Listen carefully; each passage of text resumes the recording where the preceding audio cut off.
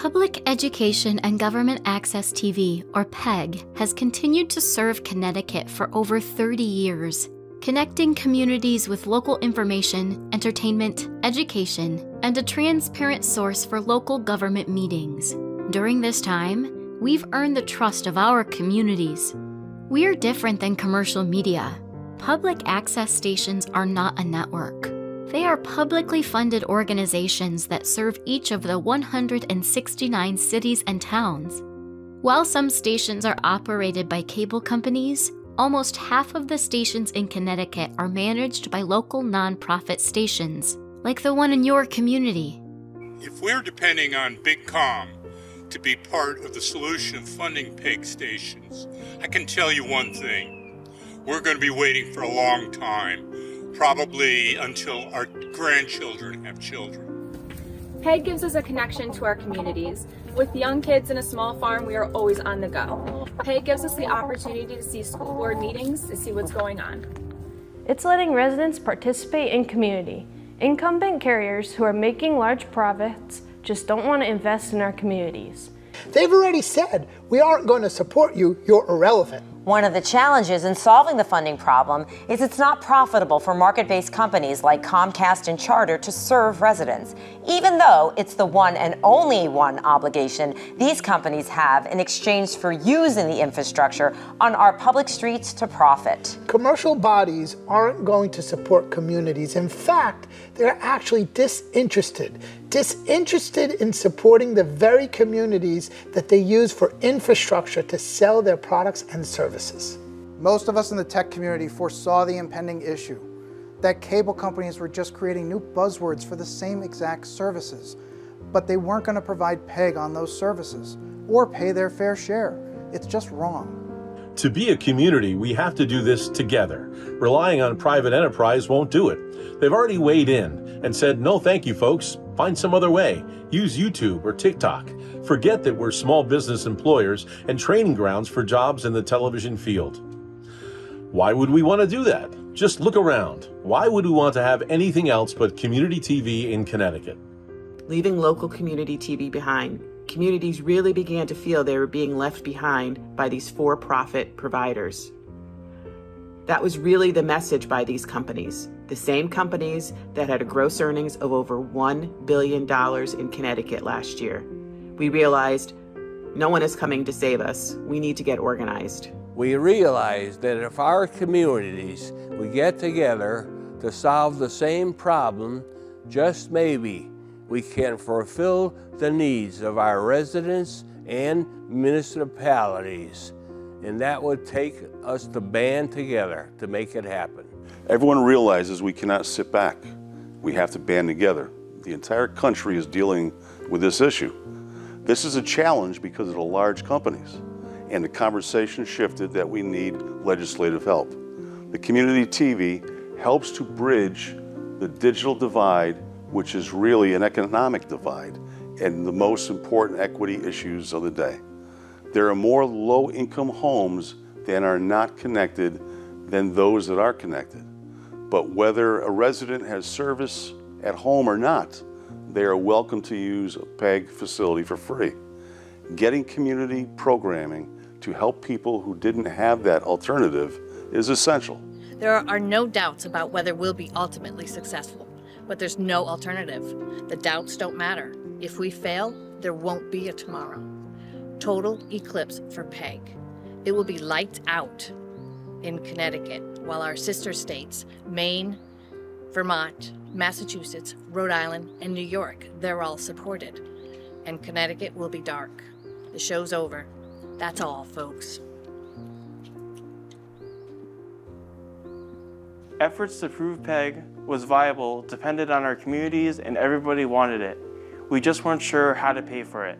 I never recall anyone saying, do we want to quit? It's always been, this doesn't work, what are we going to do instead? When people tell us it's impossible, we just roll up our sleeves and keep going. Community TV is that important. We started having fundraisers and telethons. We raised large percentages of our incomes. How are people using local community TV?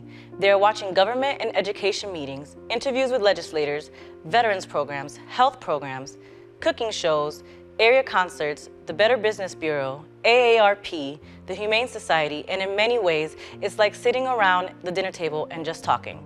To be able to interface with others outside of your pod and to communicate gives you that connection to your outer community, to diversity and new ideas. Every meeting, every church service reinforce our value to the community. It's not about entertainment. The commercial entities do that. Entertainment makes profits for the shareholders, but not for the local economy, rather for the shareholders of communication entities. We emphasize the community, the hyper-local. With the lack of local newspapers, community program is really a bridge to community. And once you come in the door and engage with it, you understand the need for it. People come here and they always say this is the best community gem. And they are right, we need community TV. We have a great model here, but in 57% of the state, community TV is either very poorly managed or non-existent. And people who live in areas without community TV feel like second-class citizens. They feel left behind. But there is hope for change in those underserved areas. We always think about town boundaries. However, telephone poles have no idea they're going across town boundaries. Community TV removes those boundaries, and programs that are local to one region may also be helpful to another city or town in Connecticut. Every town in Connecticut has different needs and different expectations. And as a representative of the people, I can tell you that all towns are different. One thing I can tell you that's not good for any town is the tax exemption that was given to cable providers when they came to Connecticut and entered our towns in the mid-1970s. Not one cable provider pays a dime to any city or town. People with disabilities are often left behind. They're the largest group that experiences disparities in employment, housing, health, and other important factors in life. It's important to consider this when funding PEG. When we talk about connecting the unconnected, we're talking about the equality of participating in your community. We don't leave anyone behind. Finally, after all this time, after all this work, from the inception of PEG in Connecticut until now, over 40 years it took for us to be at this point. It's an incredible journey for democracy and years of hard work by so many people.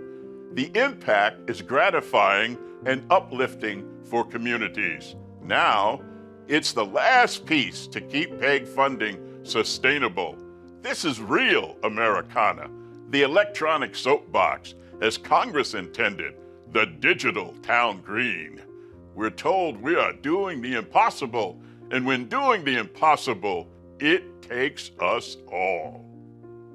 We aren't here to compete against the cable and telecom companies, but rather losing funds because they're using our public streets to profit and paying no public benefit fees.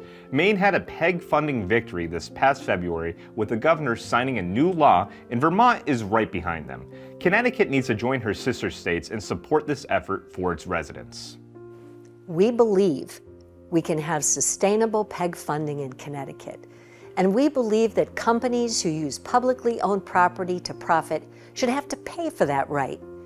We want to tell this story someday, a dream come true, all the work from all of us to set the stage for sustainable PEG funding.